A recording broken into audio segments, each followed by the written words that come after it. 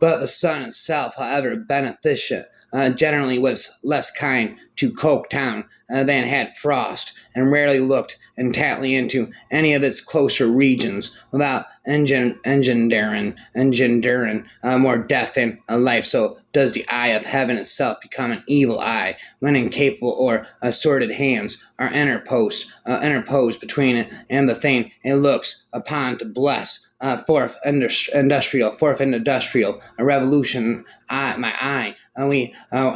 We haven't yet recovered from the disparities produced by the first, second, and third industrial revolutions. Morons keep peddling cold and pompous dreams devoid of humanity, and morons keep consuming them like good little backboneless vermin. Grow a backbone already. We always look at the glorious aspects of industrialization and overlook all those countless lives that are ruined by it. But it's okay as long as we are not struck by catastrophe ourselves. Our sleep of morality never breaks so long as our comfort is unchallenged and enhanced. Rather, it's okay if millions keep falling through the cracks so long as you can afford a smartphone that runs smooth like butter. It doesn't matter if it is produced by modern day slave laborers who can't even afford the basic essentials of living, with all the revenue of the tech companies earned by charging you $1,000 for $100 smartphone. They can't even pay decent wages to the people working their butt off to manufacture their assets, because apparently it is more important for the people at the top to afford private jets and trips to space, and then the factory workers to afford healthcare, housing, and a couple of square meals a day. And this you call industrialization. Well done. You just figured out the secret to glory about being bothered by something so boring as basic humanity. I say you here and now. Listen well. Stop abusing revolutionary scientific discoveries in the making of a cold, mechanistic, disparity-infested world. Use science and technology to wipe out the disparities, not cause them. Break free from your modern savagery of inhuman industrialization, and focus your mind in humanitarian industrialization. Average is crowded. There's a room at the top. Keep climbing. Chat GPT is like the Industrial Revolution. During the Industrial Revolution, many people lost their jobs. The machines helped to produce things faster. Similarly, if a GPT is free forever, many people will lose jobs, but productivity will be manifold. In the past 200 years, humans' numbers grew to over 7 billion, and our species began to transform the oceans, the land, and the air. Human-built roads, canals, and railways snaked across the continents, linking thousands of human-built cities with populations in the millions. Vast ships navigated the oceans and plains, ferried goods and people through the air and across the continents. Just 100 years ago, and growing flaments and patches earth started lighting up at night. Belgium does not owe its wealth to the exploitation of the Congo in the 19th century. Belgium was the second most industrialized country in the whole world. It is true that the colonization of the Congo was undoubtedly an enterprise of an economic agenda that yielded much profits to those who took part of it. It is also undeniable that it had a favorable outcome for the Belgian economy, but it was also a win-win issue for all concerned, including the Congolese.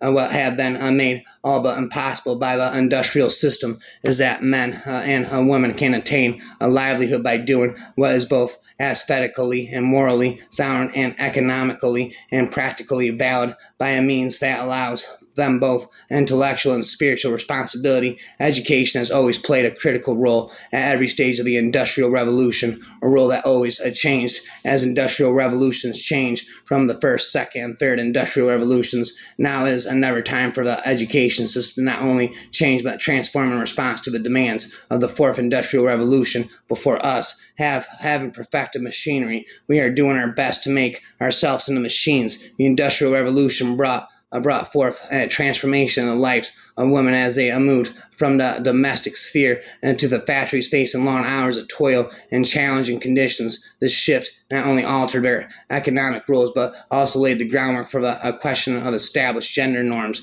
It is perhaps surprising that in 18th century travelers' accounts, Glasgow is most often compared with Oxford for the beauty of its prospect and the excellence of its ambience. It was post-industrial revolution accounts of the city that began to articulate the Glasgow discourse, which was to become hegemonic, initially signaled in urban planning and public health reports of the 19th century. This discourse was powerfully accelerated by tabloid journalistic accounts of gang warfare and interwar Glasgow, and by folkloric embellishments of these. The result was that a monstrous narrative comes into play when anyone, not least, it should be said, Glaswegians themselves seek to describe or deal imaginatively with that city in this archetypal narrative. Glasgow is the city, a dreadful night with the worst slums in Europe, as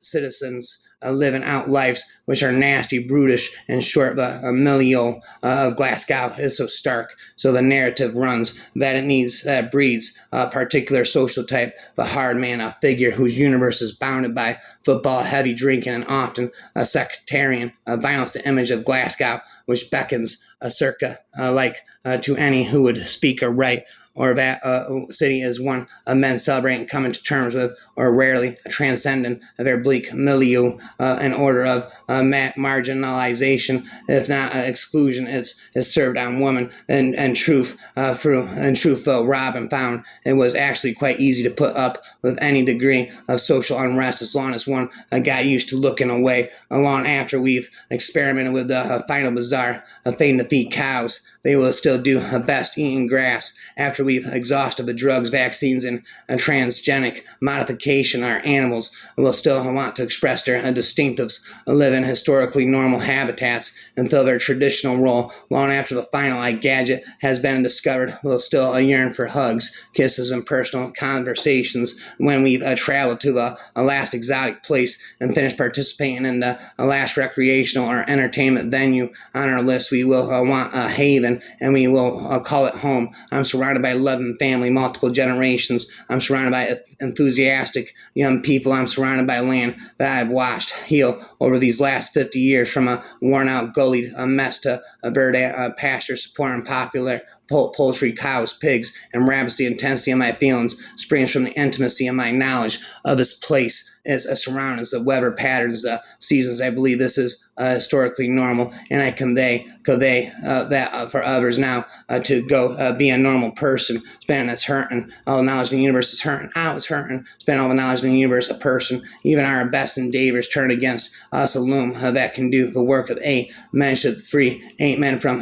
servitude. Instead, even skilled men are put out of work to starve with their families, and one skilled man, because the unskilled minder of a mechanical loom. What is the point of progress if it benefits the few while the many suffer? The assembly of the innovation engine that propelled the Industrial Revolution becomes easier to see once we recognize how the psychology of pre-modern Europeans have been quietly evolving in the background for at least 8 centuries. Of course, there are many economic and geographic factors that matter too, but if there's a secret ingredient in the recipe for Europe's collective brain, it's the psychological package of individualism, analytic orientation, a positive sum thinking, and impersonal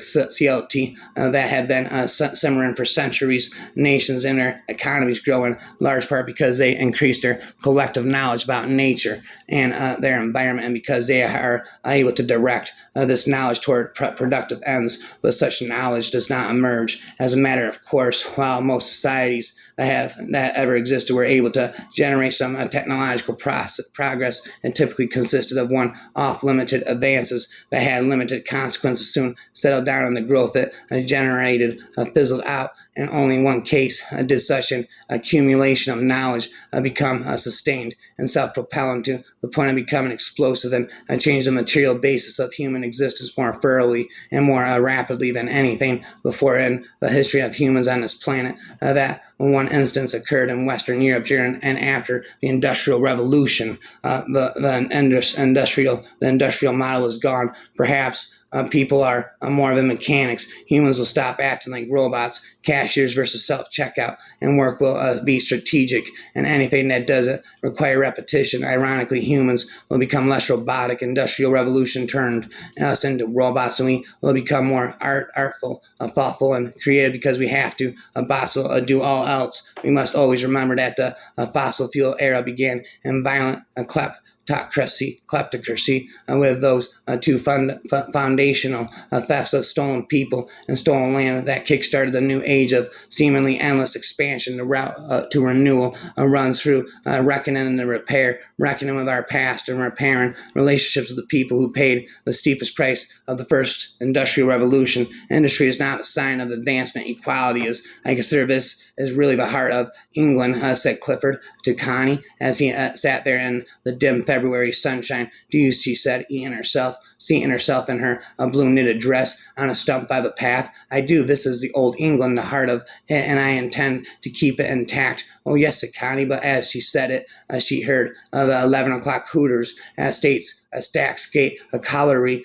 Clifford was too used to the sound to notice what it means. For the most of us is that after having missed the Industrial Revolution, if India misses the technological and information revolution, we should expect to be confined to dust and heat, so long as greed drives the industries. It's not industrialization, it's vandalization. Decades from now, Americans will look back at this time when data science was at its infancy, and like its societal impact to that of the industrial and technological revolutions. The essence of the Industrial Revolution consists in the triumph of this principle over the medieval and mercantilist regulations. Modern economy first because of the introduction of the principle of laissez-faire, and the idea of individual freedom first succeeds in establishing itself as the ideology of this economic liberalism.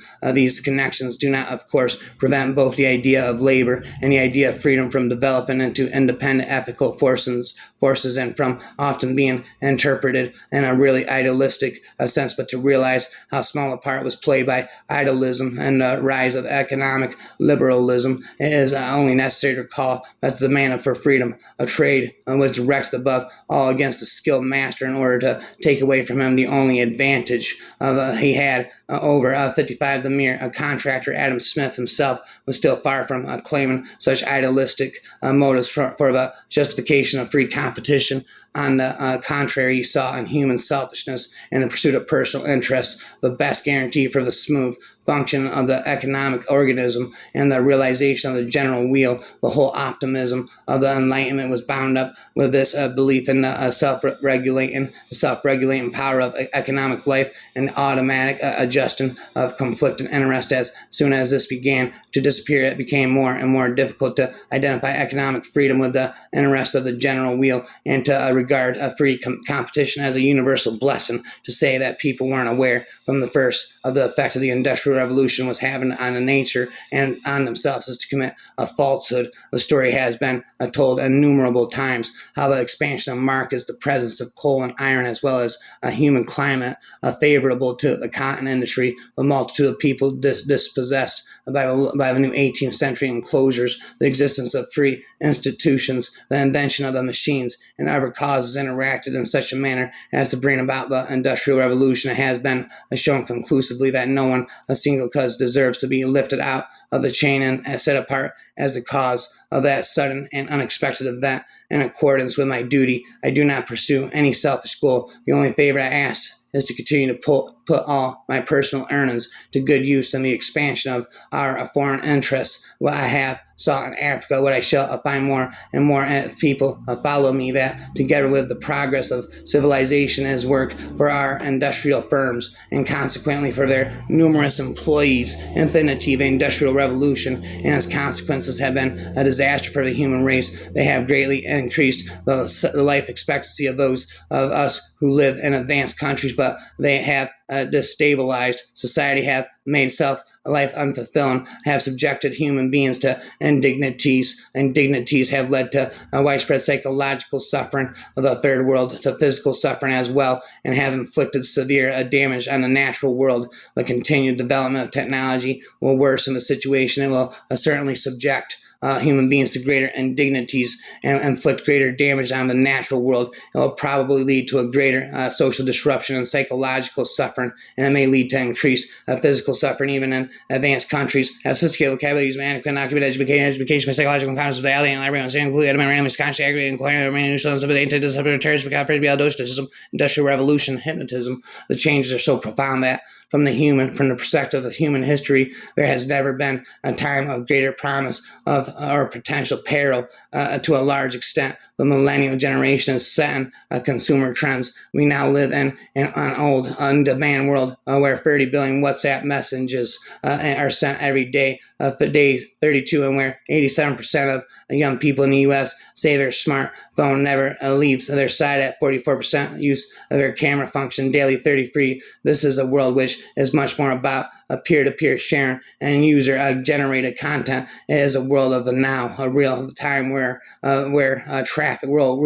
world where traffic directions are instantly provided and groceries are delivered directly to your door. This new world requires companies to respond in real time wherever they are or their customers or clients may be. When two people are talking, the mere presence of the phone on the table between them or in their peripheral vision changes both what they talk about and their degree of connectedness. 65. The fourth industrial revolution, however, is not only about smart and connected machines and systems. Its scope is much wider. Occurring simultaneously are waves of further breakthroughs in areas ranging from gene sequencing to nanotechnology, from renewables to quantum computing. It is the fusion of these technologies and their interaction across the physical, digital, and biological domains that make the fourth industrial revolution fundamentally different from previous revolutions in the fact that a unit of wealth is created today with much fewer workers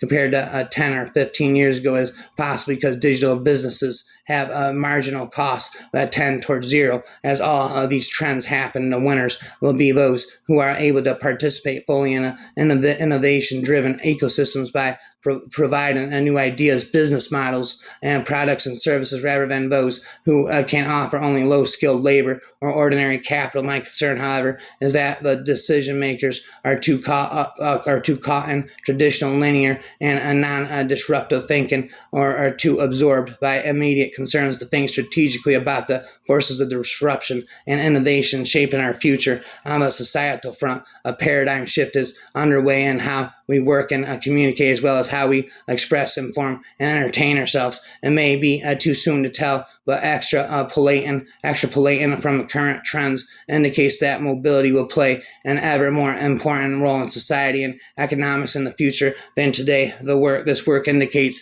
that the fourth industrial revolution is unique, driven as it is by a global network of smart, network-driven cities, countries, and regional clusters, which understands and leverages the opportunities of this revolution top-down and bottom-up, acting from a holistic and integrated perspective. The second industrial revolution has yet to be fully experienced by 17% of the world, as nearly 1.3 billion people still lack access to electricity. Shared understanding is particularly critical if we are to shape a collective future that reflects common objectives and values. Back in 1971, Herbert Simon, who won the Nobel Prize in Economics in 1978, warned that a wealth of information creates a poverty of attention. This is much worse today, in particular for decision makers who tend to be overloaded with too much stuff, overwhelmed, and on overdrive, in a state of constant stress.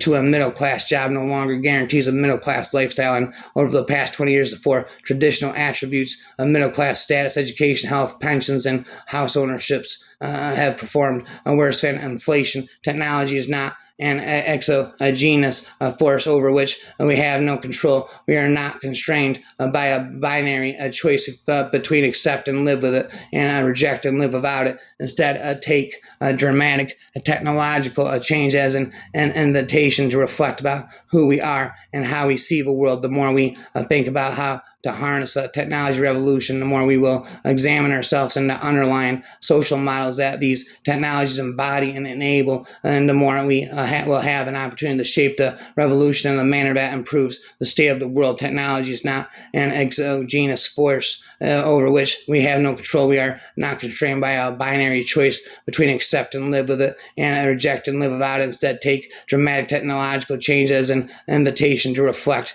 about who we are and how we see the world. The cost of storing information is approaching zero. Storing 1 gigabyte cost an average of less than 0.3 cents a year today, compared to more than 10,000 20 years ago. The more we think about how to harness the technology revolution, the more we will examine ourselves and the underlying social models that these technologies embody and enable, and the more we will have an opportunity to shape this revolution in a manner that improves the state of the world. As it spins and whirls and it swirls and it twirls and whirls, there was a little girl with a curl right in the middle of her forehead, spinning again. Davy stuck his head in gravy, washed it out with bubble gum and sent it to the Navy. Voltaire, a French philosopher and writer of the Enlightenment era, who lived for many years just a few miles away from where I am spitting this book, once said, doubt is an uncomfortable condition, but certainty is a ridiculous one. In practical terms, this means that leaders cannot afford to think in silos. Their approach to problems, issues, and challenges must be holistic, flexible, and adaptive, continuously integrated. Many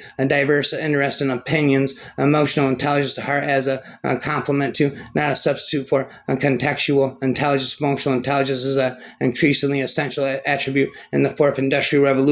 In all moments of major technological change, people, companies, and institutions feel the depth of the change, but they are often overwhelmed by it out of sheer ignorance of its effects. Being overwhelmed due to ignorance is precisely what we should avoid, particularly when it comes to how the many diverse communities that comprise modern society form, develop, and relate to one another. And merge and operating models also mean that talent and culture have to be rethought in light of new skill requirements and the need to attract and retain the right sort of human capital. As data became essential to both decision-making and operating models across industries, workforces require new skills while processes need to be upgraded, for example, to take advantage of the availability of real-time information, and cultures need to evolve. As I mentioned, companies need to adapt to the concept of a talentism. This is one of the most important emerging drivers of competitiveness in a world where talent is the dominant form of strategic advantage. The nature of organizational structures will have to be rethought. Flexible hierarchies, new ways of measuring and rewarding performance, new strategies for attracting and retaining a skilled talent will all become key for organizational success. A capacity for agility will be as much about employee motivation and communication as it will be about setting business priorities and managing physical assets by the indulge, the deluge of information available today. The velocity of disruption and the acceleration of innovation are hard to comprehend or anticipate. They constitute a source of constant surprise in such a context as a leader's ability to continually learn, adapt, and challenge his or her own conceptual and operating models of success. That will distinguish the next generation of successful business leaders. Therefore, the first imperative of the business impact made by the fourth industrial revolution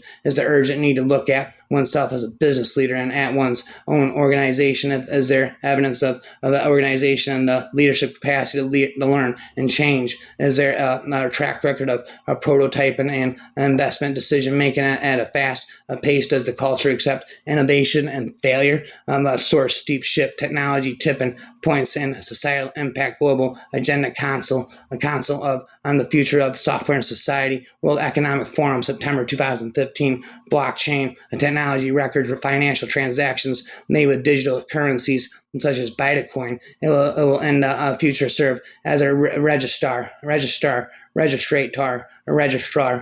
for things as different as birth and death certificates, titles of ownership, marriage licenses, educational degrees, insurance claims, medical procedures, and votes. Will verify strategies which primarily focus on reducing costs will be less effective than those which are based on offering products and services in more innovative ways. As we see today, established companies are being put under extreme sustained pressure by emergent disruptors and innovators from other industries and countries. The same could be said for countries that do not recognize the need to focus on building their innovation ecosystems accordingly. Span for eternity, productivity is the most important determinant of long-term growth and rising living standards. So in its absence, if maintained throughout the fourth industrial revolution, means that we will have less of each, as in previous industrial revolutions. Regulation will play a decisive role in the adaptation and diffusion of new technologies. However, governments will be forced to change their approach when it comes to the creation, revision, and enforcement of regulation. In the old world, decision makers had enough time to study the specific issue and then create the necessary response or appropriate regulatory framework. As estimated, 90% of the world's data has been created in the past 2 years, and the amount of information created by a business is doubling every 1.2 years. We are of a threshold of a radical system change that requires human beings to adapt continuously. As a result, we may witness an increasing degree of polarization in the world, marked by those who embrace change versus those who resist it. In all moments of major technological change, people, companies, and institutions feel the depth of the change, but they are often overwhelmed by it out of sheer ignorance of its effects. I am convinced that the fourth industrial revolution will be every bit as powerful, impactful, and historically important as the previous three. However, I have two primary concerns about factors that may limit the potential of the fourth industrial revolution to be effectively and understanding of the changes underway across all sectors are low when contrasted with the need to rethink our economic, social, and political systems to respond to the fourth industrial revolution. As a result, both at the national and global levels, the requisite institutional framework to govern the diffusion of innovation and mitigate the disruption is inadequate at best, and at worst, absent altogether. Second, the world lacks a consistent, positive, and a common narrative that outlines the opportunities and challenges of the fourth industrial revolution, a narrative that is essential if we are to empower a diverse set of individuals and communities and avoid a popular backlash against the fundamental changes underway. The fourth industrial revolution, however, is not only about smart and connected machines and systems. Its scope is much wider, occurring simultaneously as waves of further breakthroughs in areas ranging from gene sequencing to nanotechnology, from renewables to quantum computing. It is the fusion of these technologies and their interaction across the physical, digital, and biological domains that make the fourth industrial revolution fundamentally different from previous revolutions. In this revolution, emerging technologies and broad-based innovation are diffusing much faster and more widely than in previous ones, which continue to unfold in some parts of the world. And the second industrial revolution has yet to be fully experienced by 17% of the world, has nearly 1.3 billion still lack access to electricity. This is also true for the third industrial revolution, with more than half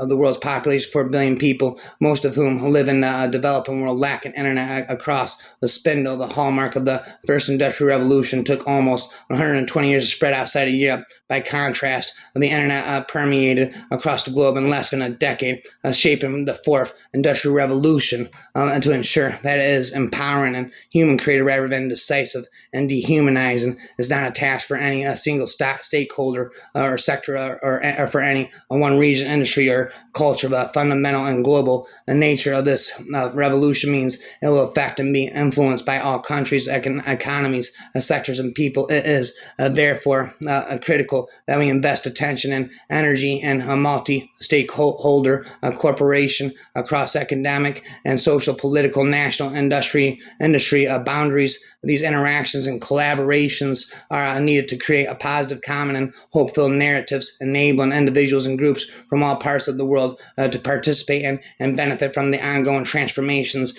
and interaction across the physical, digital, and biological domains that make the fourth industrial revolution fundamentally different from previous revolutions. According to the innovation charity Nista in the UK, the 5 cities are globally best placed in terms of having the most effective policy environment to foster innovation are New York, London, Helsinki, Barcelona, and Amsterdam. The book is organized in 3 chapters. The first is an interview of the fourth Industrial Revolution, the second presents the main transformative technologies. The third provides a deep dive into the impact of the revolution and some of the policy challenges it poses. I conclude by suggesting practical ideas and solutions on how best to adapt, shape, and harness the potential of this great transformation, creating more space for stillness in order to reflect on important decisions. The app economy provides an example of a new job ecosystem. It only began in 2008 when Steve Jobs,